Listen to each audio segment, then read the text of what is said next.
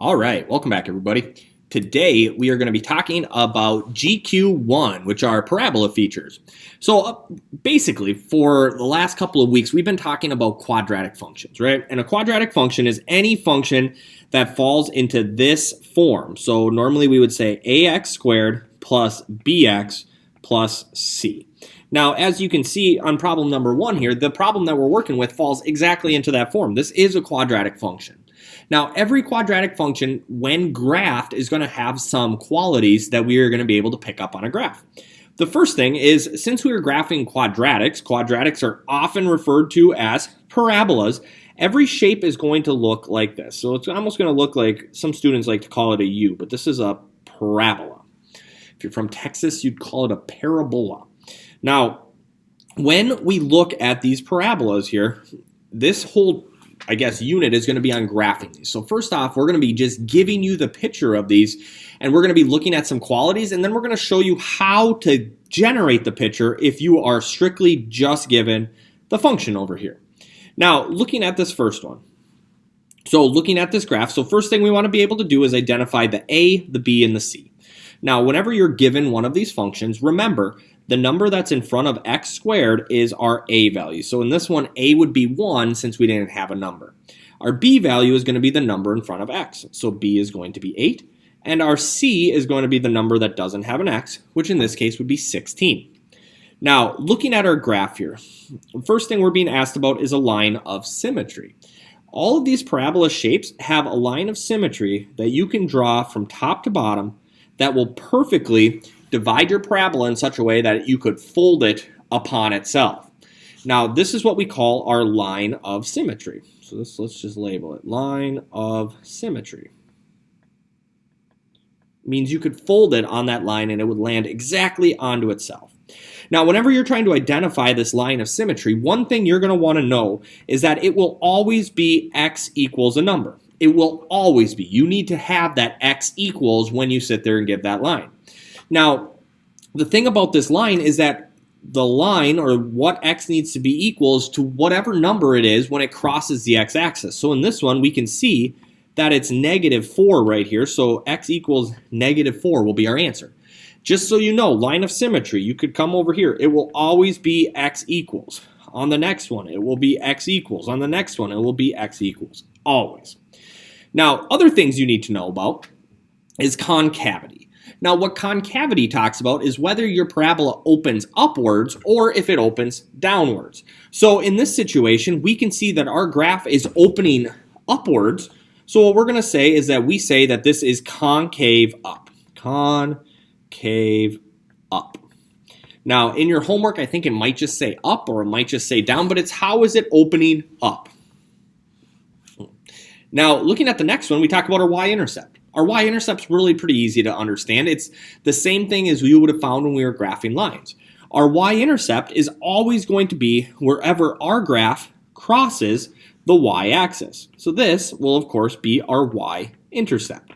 Now, in this situation, our graph is going by some different numbers, so we got to figure that part out first. It looks like it's going by increments of 4. So this would be 4, this would be 8, that would get us to 12. The next one would be 16, and then we'd be up to 20. So in this situation, we would say that our y-intercept, you can say it two different ways, is either 16, or sometimes it actually gets stated as a point, which would be 0, 16. So you want to be prepared to work with that in either one of those situations.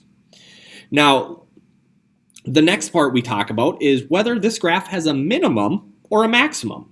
So looking at our graph here, when we ask this question, what we're asking is, does this graph have a high point or a low point? When you're looking at your graph, normally that's kind of at the spot where it turns right here. This is what we call the vertex.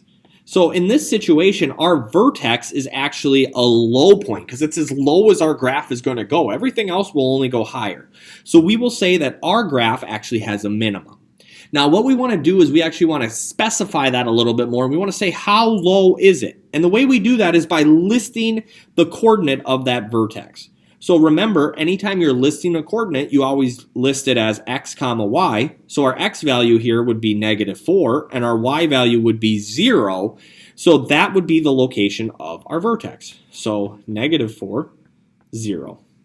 Now the last part of this is where you're actually going to do some math. All the rest of this has just been really looking at the graph and identifying those features, but here we're going to do some math. So this one says solve using the method of your choice.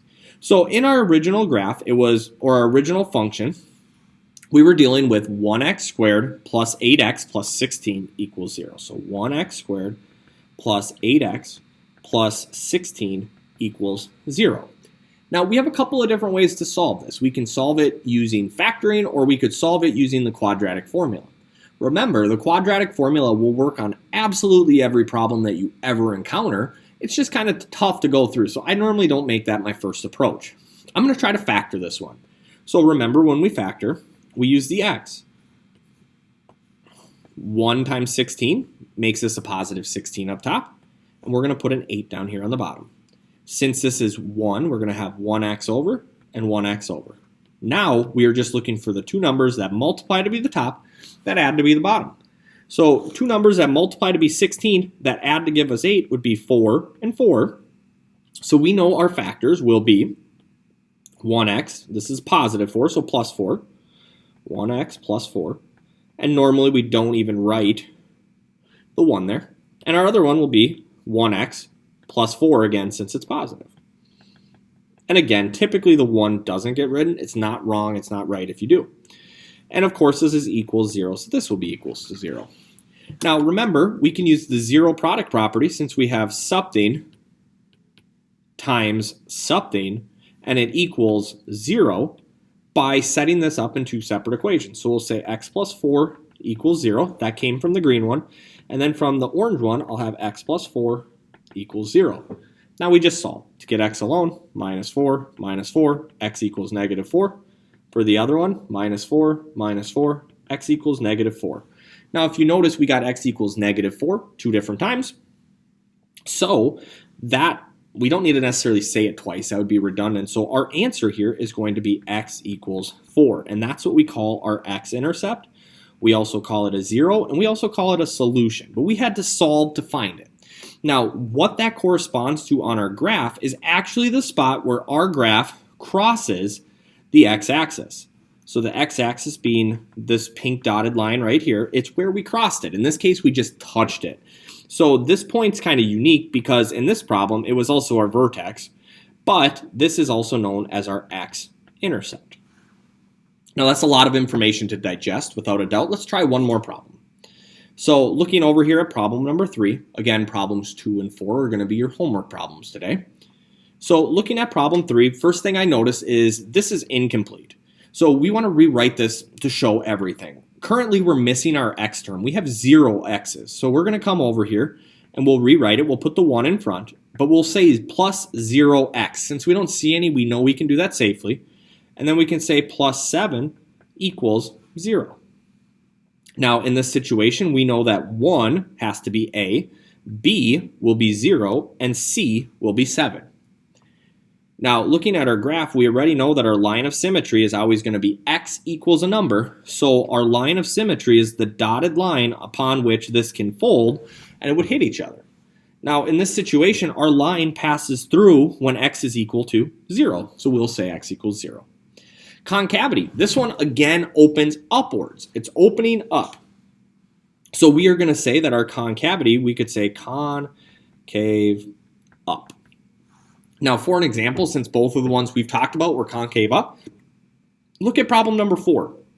This one, you can see our parabola is kind of upside down. It opens downward. So this one, we would have said concave down.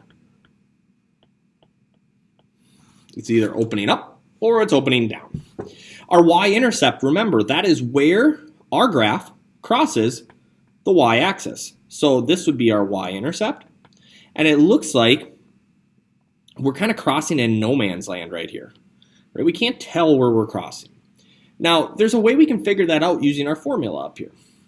If I wanted to solve this and figure out, well, where is the y-intercept, one thing to know about this is if I am in standard form, this is standard form what we've rewritten out here, the y-intercept is always this number. So in this situation, we could say that our y-intercept is 7, or as we write it as a point, 0, 7. That's always going to be the case. And you can see that that's true up here. Up here, we can see that we had 16 as that final number.